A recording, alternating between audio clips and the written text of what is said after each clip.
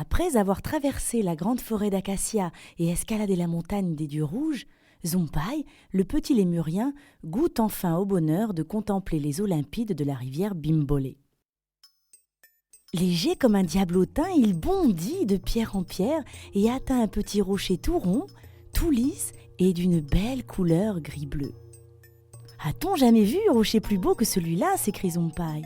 « Ce n'est pas une raison pour sauter sur mon dos comme une brute » marmonne le rocher.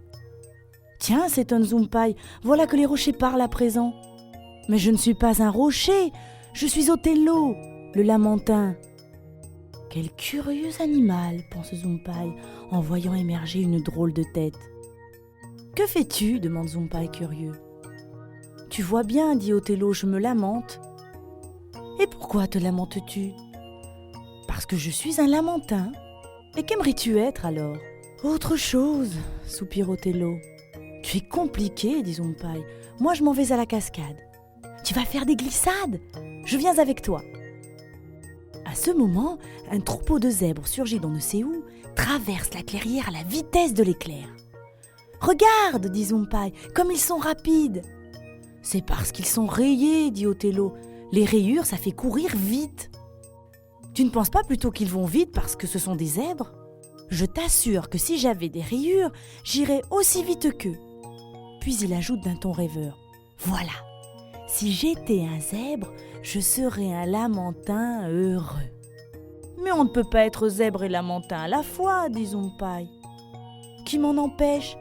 Peins-moi des rayures. »« Rien de plus facile, dit Zumpai. » Zumpai choisit un bâton ni trop gros ni trop fin qu'il plonge un coup dans la boue noire, un coup dans la cendre blanche et dessine de belles rayures sur Othello.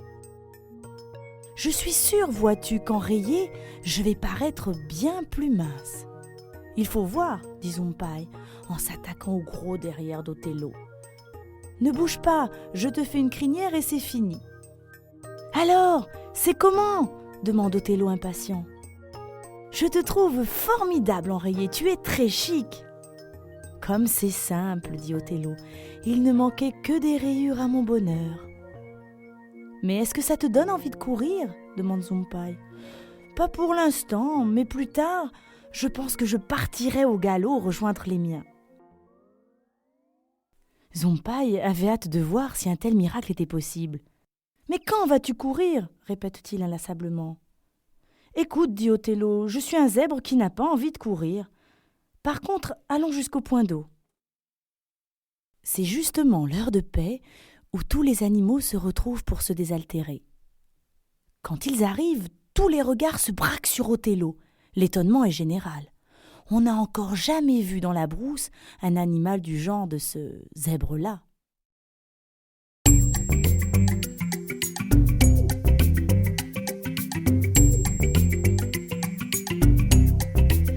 Tout le monde le regarde, le silence se fait. Tout le monde le regarde et reste bouche bée.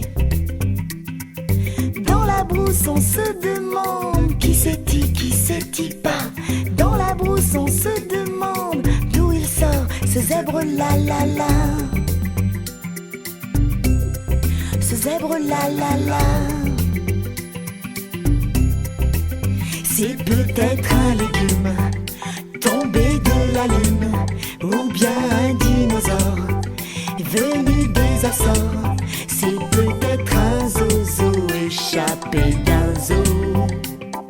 Avoir sa drôle de bouille, ça peut pas être une fripouille, ni une grenouille, ni une citrouille, ni une nouille. Mais alors qu'est-ce que c'est? Qu'est-ce que c'est? Mais alors qu'est-ce que c'est? Qu'est-ce que c'est? D'où vient-il, quelle est sa race? Personne ne le sait. Il faut avoir de l'audace pour être ainsi fait. Autour de lui on chuchote patati et patata. Autour de lui on chuchote d'où il sort ce zèbre là. Ce zèbre là.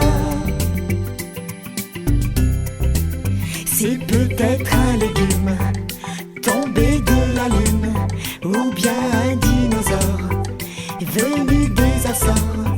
C'est peut-être un zozo échappé d'un zoo.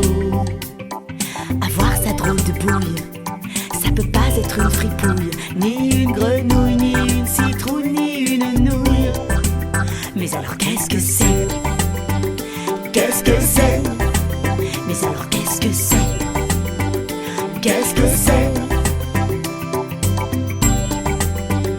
Qu'est-ce que c'est?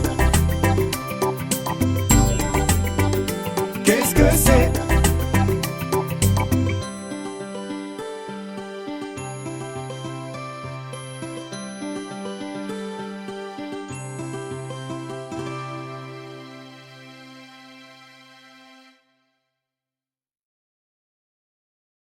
Othello, fier comme un paon, fait ses ablutions, ne se doutant pas que l'eau emporte toutes ses belles rayures. Zumpai, qui sent la catastrophe arriver, se mord les doigts. Trop tard, Othello sort de l'eau couvert de taches grisâtres qui le font ressembler à un gribouillis. Aussitôt, les animaux s'esclavent, se roulent par terre de rire. La honte est sur lui. Zumpai pousse Othello loin du point d'eau tandis que celui-ci pleurniche sur ses rayures disparues. « On t'en refera d'autres, dit Zumpai. »« Non, dit Othello, je ne veux plus être zèbre. »« À la bonne heure, dit Zumpai. Aide-moi plutôt à trouver un endroit pour dormir. » Au premier rayon du soleil, Zumpai et Othello s'installent au pied d'un baobab pour déjeuner, tandis qu'un papillon flamboyant volait au-dessus de leur tête. « Bravo, lance Zumpai, ton looping est très réussi. Veux-tu partager notre repas ? » « Volontiers, il y a déjà Sando et j'en raffole. »« Tu nous feras d'autres galipettes ?» demande Othello la bouche pleine. « Je vais même vous faire mon grand numéro. » Et le voilà qui s'élance, voltige dans la lumière, monte toujours plus haut dans l'azur. Puis il pique, slalom entre les feuilles et se pose en saluant son public. « Je n'ai jamais rien vu d'aussi fantastique !» s'écrie Zumpai. « Si tu veux bien, je t'appellerai Zigzag. » Quant à Othello, il s'exclame. « J'ai trouvé ma vocation, je veux faire papillon, être comme Zigzag. »« D'accord, dit le papillon, je veux bien te donner ta première leçon. »« Avant tout, dit Zumpai, il te faut des ailes. » Il coupe alors quelques feuilles de bananier qu'il fixe sur le dos d'Othello. « À présent, il ne te reste plus qu'à voler, dit Zumpai. »« Regarde, dit le papillon en battant des ailes, ça, tu peux le faire. » Alors le pauvre Othello tente par tous les moyens d'imiter le papillon. Et il se démène, s'agite dans tous les sens, rien n'y fait. « Ça ne marche pas, dit Zumpai. »« Ça ne marche pas, répète Zigzag. » Quant à Othello, il grommelle contre la vie qui l'empêche toujours de faire ce dont il a envie. « Tu ne sais pas ce que tu veux, dit Zumpai. Hier tu voulais être zèbre, aujourd'hui papillon. Pourquoi ne te contentes-tu pas d'être ce que tu es ?»« Jamais, dit Othello. Je ne veux plus être lamentin et c'est tout. »« C'est pas normal, dit Zumpai. »« Ah, c'est pas normal, répète le papillon. Sans vouloir offenser Othello, je serais tenté de dire qu'il est victime d'une maladie. »« Tu veux dire que je suis malade ? demande Othello. »« En quelque sorte, mais ce n'est pas une maladie du corps, ce serait plutôt une maladie de la cervelle. »« Peut-être bien qu'il a la cervelle trop molle, dit Zumpai. »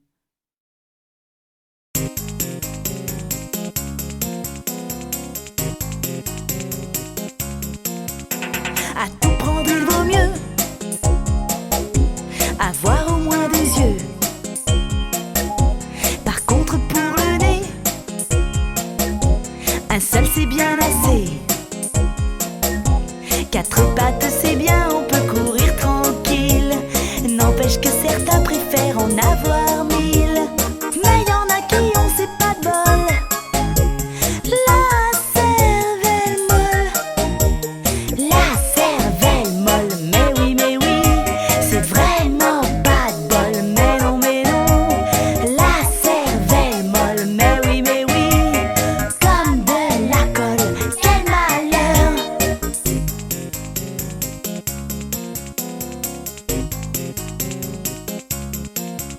Certains prennent le désert à se rouler par terre. Une bosse sur le dos, sur la tête un plumeau. En voyant leur faciès, on se dit soudain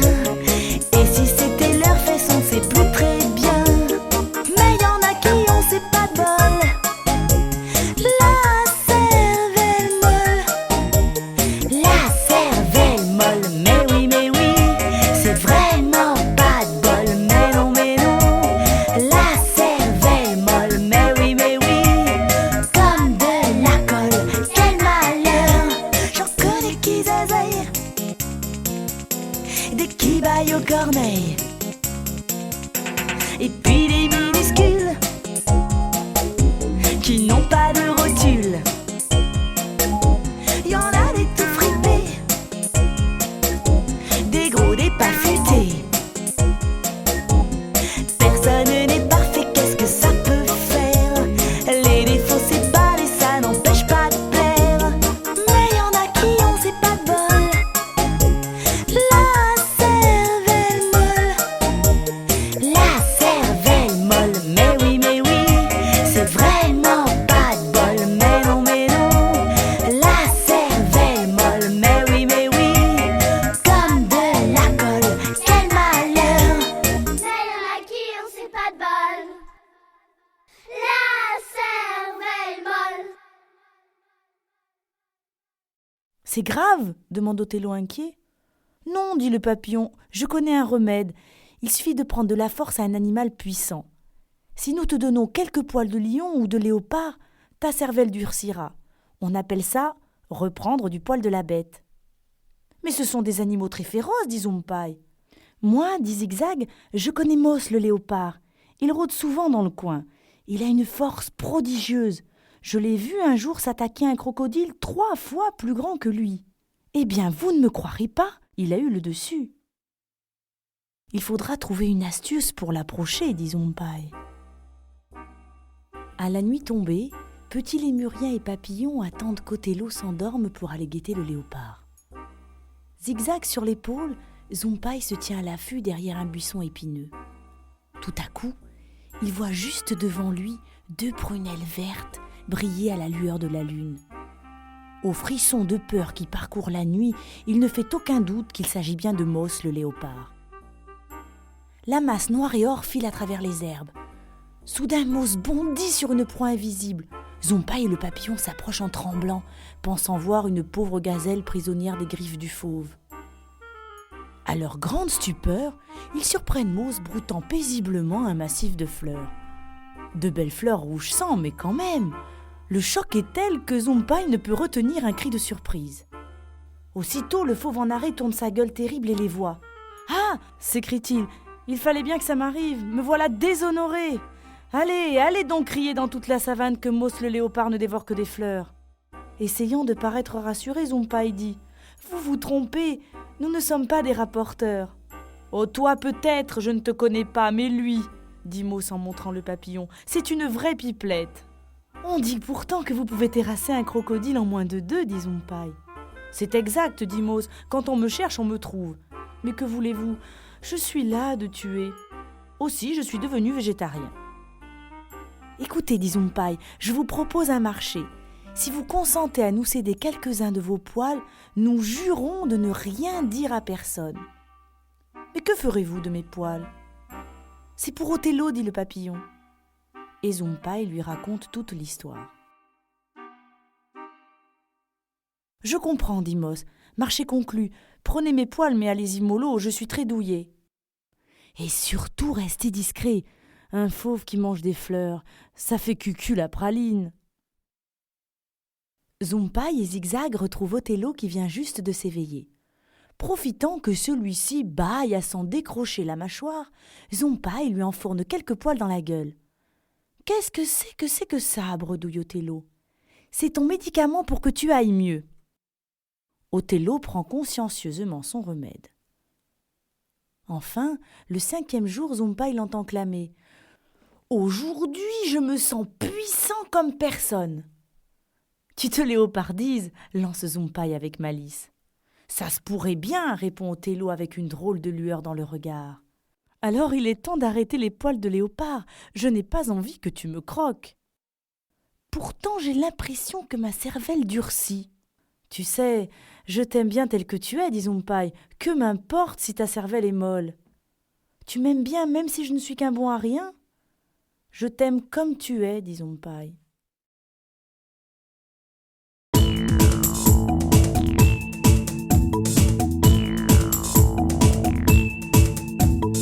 Othello c'est mon ami, et mon ami a envie de ressembler à tout sauf à lui. Othello, je sais pas pourquoi, veut toujours ce qu'il n'a pas. Et ce qu'il a, il en veut pas. J'ai beau lui dire, tu sais, je t'aime comme tu es. J'ai beau lui répéter, il veut pas m'écouter. Il se trouve pas bien en lamentin, il se trouve pas beau en Othello. Il veut voler, c'est pas malin, comme l'oiseau.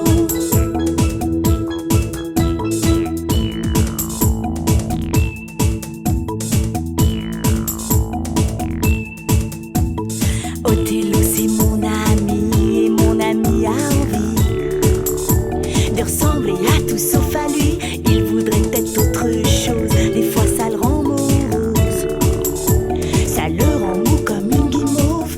J'ai beau lui dire, tu sais, je t'aime comme tu es. J'ai beau lui répéter, il veut pas m'écouter. Il se trouve pas bien en lamentin, il se trouve pas beau en Othello. Il veut voler, c'est pas malin, comme l'oiseau. Il se trouve pas bien en lamentin, il se trouve pas beau en Othello. Il veut voler, c'est pas malin, comme l'oiseau.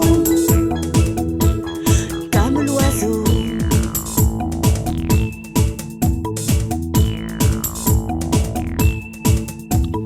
Othello c'est mon ami, et mon ami a envie de ressembler à tout sauf à lui. Othello, je sais pas pourquoi, veut toujours ce qu'il n'a pas, et ce qu'il a, il en veut pas.